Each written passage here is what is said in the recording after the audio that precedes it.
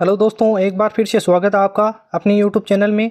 दोस्तों, आज मैं आपके लिए राजस्थान जी के एक बहुत ही इंपॉर्टेंट क्वेश्चन लेकर आया हूँ। तो चलिए वीडियो को शुरू करते हैं। पहला क्वेश्चन है, निम्नलिखित में से कौन सा देवी मंदिर सांबर झील में स्थित है। तो इनमें से कौन सा देवी मंदिर है जो सांबर झील में स्थित है। तो option A Sheela Devi, option B Bawan Devi, option C Shakambhari देवी या फिर ऑप्शन डी कुंजल माता। तो दोस्तों जल्दी से इसका आंसर बताइए। तो दोस्तों इसका सही आंसर है ऑप्शन सी शाकंभरी देवी। और यह भी आपको ध्यान रखना है, शाकंभरी देवी को चौहानों की कुलदेवी के रूप में माना जाता है। अगला क्वेश्चन है, निम्नलिखित में से कौन सा सही सुमेलित नहीं है। तो इनमें से आपको बताना है कौन सा सही सुमेलित नहीं है। ऑप्शन ए मोम दाबू छपाई सवाई माधोपुर, ऑप्शन बी अजरक छपाई बाड़मेर, ऑप्शन सी मलिर छपाई जयपुर या फिर ऑप्शन डी आजम छपाई चित्तौड़गढ़। तो दोस्तों इनमें से कौन सा सुमेलित नहीं है। तो इनमें से ऑप्शन सी है जो कि सुमेलित नहीं है। मलिर छपाई जयपुर की नहीं है, ये बाड़मेर की प्रसिद्ध है। बात कर लेते हैं मलिर छपाई की। तो मलिर छपाई बाड़मेर की प्रसिद्ध है और इस छपाई में भूरे रंग का प्रयोग किया जाता है।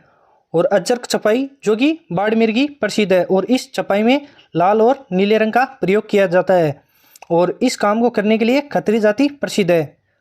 और जाजम और आजम छपाई जो कि चिंपा का अकोला चित्तौड़गढ़ जिले की प्रसिद्ध है। और दाबू या डब्बू छपाई ये कहाँ की प्रसिद्ध है। अगर आपको इतना पूछे दाबू छपाई कहाँ की प्रसिद्ध है तो उसका आंसर हो जाएगा चित्तौड़गढ़। और ये पूछे मोम दाबू कहाँ की प्रसिद्ध है तो सवाई माधोपुर। और गेहूं दाबू है जो कि जयपुर के सांगानेर और बगरू की प्रसिद्ध है। और मिट्टी दाबू है जो कि बालोतरा बाड़मेर की प्रसिद्ध है। अगला क्वेश्चन है, निम्नलिखित में से कौन सा ग्रंथ कुंभा द्वारा नहीं लिखा गया है। तो इनमें से कौन सा ग्रंथ कुंभा द्वारा नहीं लिखा गया है। Option A Rasik Priya, option B Sudha Prabandh, option सी नृत्य रतन कोश, ऑप्शन डी कलानिधि। तो दोस्तों जल्दी से इसका आंसर बताइए। तो इसका सही आंसर है ऑप्शन डी कलानिधि। कलानिधि ग्रंथ है जो कि कुंभा द्वारा नहीं लिखा गया है और ये बाकी तीनों ग्रंथ है जो कुंभा द्वारा लिखे गए हैं। तो दोस्तों मंडन के पुत्र गोविंद ने कलानिधि और द्वार दीपक का ग्रंथ की रचना की थी, ये भी आपको ध्यान में रखना है। अगला क्वेश्चन है, मेवाड़ के उन महाराणा का नाम क्या है जिन्होंने नाथद्वारा में द्वारकाधीश मंदिर का निर्माण किया था। तो वो कौन से महाराणा थे जिन्होंने नाथद्वारा में द्वारकाधीश मंदिर का निर्माण किया था। Option A Raj Singh, option B Jai Singh, option C Madho Singh या फिर ऑप्शन डी इनमें से कौन नहीं। तो दोस्तों जल्दी से इसका आंसर बताइए। तो दोस्तों इसका सही आंसर है ऑप्शन ए राज सिंह। और इस मंदिर को कांकरोली मंदिर के नाम से भी जाना जाता है। अगला क्वेश्चन है, मीनाकारी की कला को महाराजा मानसिंह प्रथम द्वारा कहाँ से जयपुर लाया गया था। तो जो मीनाकारी की कला है उसको महाराजा मानसिंह प्रथम द्वारा कहाँ से जयपुर लाया गया था।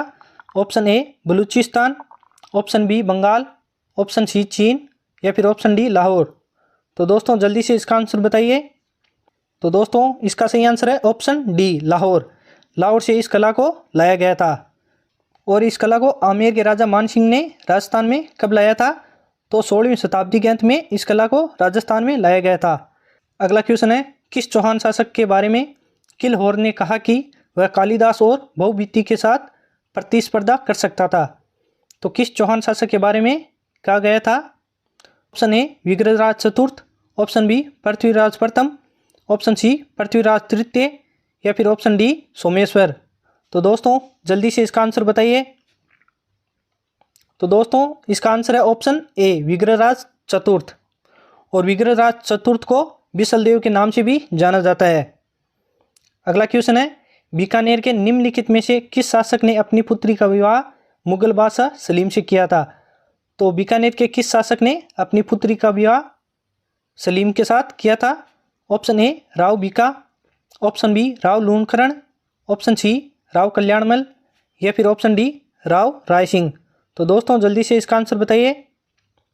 तो इसका सही आंसर है ऑप्शन डी राव राय सिंह। अगला क्वेश्चन है, निम्नलिखित में से किस मुगल सम्राट ने आमेर का नाम मोमिनाबाद रखा। तो किस मुगल सम्राट ने आमेर का नाम मोमिनाबाद रखा। Option A Aurangzeb, option B Bahadur Shah first, option C Shahjahan या फिर ऑप्शन डी आजम। तो दोस्तों जल्दी से इसका आंसर बताइए। तो दोस्तों इसका सही आंसर है option B Bahadur Shah first ने आमेर का नाम मोमिनाबाद रखा था। अगला क्वेश्चन है, उदयपुर में स्वामी दयानंद सरस्वती ने किस संगठन की स्थापना की थी? तो उदयपुर में स्वामी दयानंद सरस्वती ने किस संगठन की स्थापना की थी? ऑप्शन ए आर्य समाज, ऑप्शन बी इजलास सभा, ऑप्शन सी परोपकारिणी सभा या फिर ऑप्शन डी महंतराज सभा। तो दोस्तों इसका सही आंसर क्या है? तो इसका सही आंसर है ऑप्शन सी परोपकारिणी सभा। और यह भी आपको ध्यान रखना है, इस सभा की स्थापना 1880 में मेरठ में हुई थी। अगला क्वेश्चन है, किसान आंदोलन के समय किस किसान नेता को सरदार की उपाधि दी गई थी? तो किसान आंदोलन के समय किस नेता को सरदार की उपाधि दी गई थी? Option A Ram Narayan Chaudhary, option B Sadhu Sitaram Das, option C Vijay Singh Pathik या फिर ऑप्शन डी हरलाल सिंह खरवा। तो दोस्तों जल्दी से इसका आंसर बताइए। तो इसका सही आंसर है ऑप्शन डी, हरलाल सिंह खरवा को सरदार की उपाधि दी गई थी। अगला क्वेश्चन है, ग्रियर्सन ने किस बोली को बिली बोली की संज्ञा दी थी? तो दोस्तों जल्दी से इसका आंसर बताइए, किस बोली को बिली बोली की संज्ञा दी गई थी? Option A Nimadi, option B Vagdi, option C Dingal या फिर ऑप्शन डी अहिरवाटी। तो दोस्तों इसका सही आंसर है ऑप्शन बी, वागड़ी को बिली बोली की संज्ञा दी गई थी। अगला क्वेश्चन है, धौलागढ़ देवी का मंदिर किस जिले में स्थित है? तो धौलागढ़ देवी का मंदिर किस जिले में स्थित है? Option A Alwar, option B Bundi, option C Bharatpur या फिर ऑप्शन डी कोटा। तो दोस्तों जल्दी से इसका आंसर बताइए। तो इसका सही आंसर है ऑप्शन ए अलवर। अलवर में धौलागढ़ देवी का मंदिर स्थित है। अगला क्वेश्चन है, विद्या प्रचारिणी सभा की स्थापना किसके द्वारा की गई थी? तो विद्या प्रचारिणी सभा की स्थापना किसके द्वारा की गई थी? Option A Sadhu Sitaram Das, option B Haribhai Kikkar, option C Manikyalal Verma या फिर ऑप्शन डी भंवरलाल स्वर्णकार। तो दोस्तों जल्दी से इसका आंसर बताइए। तो दोस्तों इसका सही आंसर है ऑप्शन बी, हरिभाई किक्कर। हरिभाई किक्कर ने विद्या प्रचारिणी सभा की स्थापना की थी। और दोस्तों इस सभा की स्थापना कब की गई थी? 1914 में की गई थी। और इस संस्था की एक शाखा को साधु सीताराम दास ने डूंगर सिंह भाटी और ईश्वरन आशिया की मदद से 1915 ईस्वी में बिजोलिया में स्थापित किया था। अगला क्वेश्चन है, निम्नलिखित में से किसे जोधपुर की खयात के नाम से जाना जाता है? तो इनमें से किसको जोधपुर की खयात के नाम से जाना जाता है? ऑप्शन ए नैणसीरी खयात, ऑप्शन बी बांकीदासरी खयात, ऑप्शन सी दयालदासरी खयात या फिर ऑप्शन डी कविराजरी खयात। तो इनमें से जोधपुर की खयात के नाम से किसे जाना जाता है? तो दोस्तों इसका सही आंसर है ऑप्शन बी, बांकीदासरी खयात को जोधपुर की खयात के नाम से भी जाना जाता है। और दोस्तों ये भी आपको ध्यान रखना है, मूर्णोत नैनसीरी खयात है जिसके लेखक मूर्णोत नैनसी है और ये जोधपुर के राजा जसवंत सिंह के दीवान थे। और मूर्णोत नैनसीरी खयात है जो कि राजस्थान की सबसे पुरानी खयात है और इस खयात की भाषा मारवाड़ी और डिंगल है। और मूर्णोत नैनसी को राजपुताना का अब्बुल फजल किसने कहा था? मुंशी देवी प्रसाद ने। और मूर्णोत नैनसीरी खयात को जोधपुर का गजेटियर भी कहा जाता है। अगला क्वेश्चन है, निम्नलिखित का मिलान करें। तो इनमें लेखक और उनकी कृतियों का मिलान करना है। तो दोस्तों जल्दी से इसका आंसर बताइए। तो जो गंगा लहरी है वह किसके द्वारा लिखी गई है? पृथ्वीराज राठौड़ के द्वारा। और रुक्मणी हरण है जो सायाजी जुला के द्वारा लिखी गई है। और रागमाला है जो कि पुंडरीक विट्ठल के द्वारा लिखी गई है। और संगीतराज है जो कि राणा कुंभा के द्वारा लिखी गई है। और दोस्तों इसका सही आंसर है ऑप्शन बी। और इसके साथ कुछ इंपॉर्टेंट कृतियाँ और उनके लेखक भी हम देख लेते हैं। रूठी रानी किसके द्वारा लिखी गई है? केसरी सिंह बारठ के द्वारा। राजरूपक है जो कि वीरबान के द्वारा लिखी गई है। और धरती दोरारी कन्हैयालाल शेटिया के द्वारा लिखी गई है। और पृथ्वीराज रासो जो कि चंद्र बरदाई के द्वारा लिखी गई है। और बीसलदेव रासो उसके लेखक है नरपति नाले। और हमीरदेव रासो के जोधराज सारंगदेव। और राम रासो के लेखक कौन है? माधो दास। अगला क्वेश्चन है, चौहान वंश के बारे में निम्नलिखित में से कौन सा कथन सही है? तो इनमें से दो कथन दिए हैं और आपको बताना है इनमें से कौन सा कथन सही है। तो पहला कथन है, अर्णोराज और विग्रहराज चतुर्थ जैसे शासकों का जन्म शाकंभरी राजवंश के चौहानों में हुआ था। तो पहला कथन बिल्कुल सही है क्योंकि इन शासकों का जन्म है जो कि शाकंभरी राजवंश के चौहानों में हुआ था। और दूसरा कथन है शाकंभरी के चौहान मध्यस्थ युग के सबसे कम शक्तिशाली राजवंशों में एक थे।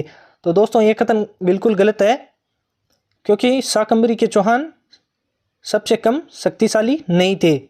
तो दोस्तों इसका सही आंसर है ऑप्शन ए, केवल पहला कथन सही है। अगला क्वेश्चन है राजस्थान में पाए जाने वाले लौह धातु के सबसे पुराने प्रमाण किस पात्र की मिट्टी के बर्तनों की संस्कृति से है। तो दोस्तों जल्दी से इसका आंसर बताइए।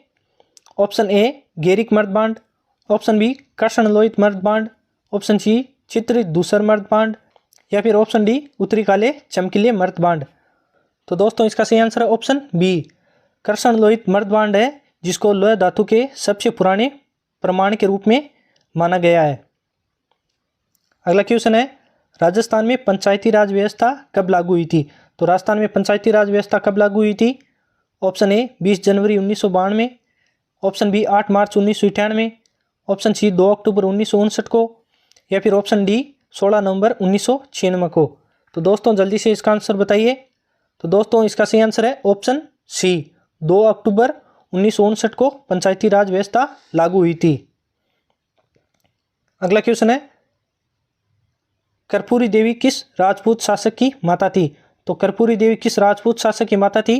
Option A Maharana Pratap, option B Rana Hammir, option C Prithviraj Chauhan तृतीय, या फिर ऑप्शन डी राणा सांगा। तो दोस्तों जल्दी से इसका आंसर बताइए। तो दोस्तों इसका सही आंसर है पृथ्वीराज तृतीय। अगला क्वेश्चन है आदिवासी संस्कृति में लोकया का अर्थ क्या है। तो आदिवासी संस्कृति में लोकया का क्या अर्थ है। ऑप्शन ए मृत्युभोज, ऑप्शन बी लुगाई, ऑप्शन सी कर्ण वेदन, ऑप्शन डी जाति प्रथा। तो दोस्तों जल्दी से इसका आंसर बताइए। तो दोस्तों इसका सही आंसर है ऑप्शन ए मृत्युभोज। मृत्युभोज को आदिवासी संस्कृति में लोकया कहा जाता है। अगला क्वेश्चन है तत्कालीन राजपूताना के किस क्षेत्र में वरिक वंश का शासन था। तो किस क्षेत्र में वरिक वंश का शासन था। Option A Badnore, option B Osian, option C Bayana, या फिर ऑप्शन डी अलवर।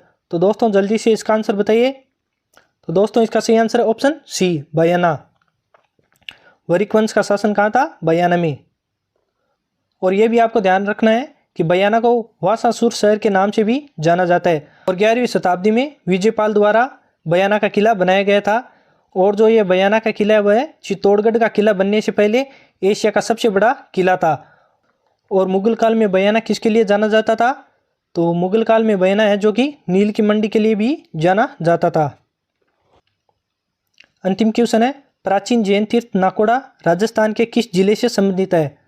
तो दोस्तों नाकोड़ा का जैन मंदिर किस जिले से संबंधित है। Option A Jaisalmer, option B Barmer, option C Ajmer, या फिर ऑप्शन डी कोटा। तो दोस्तों जल्दी से इसका आंसर बताइए। तो इसका सही आंसर है ऑप्शन बी बाड़मेर। बाड़मेर में नाकोड़ा का जैन मंदिर स्थित है।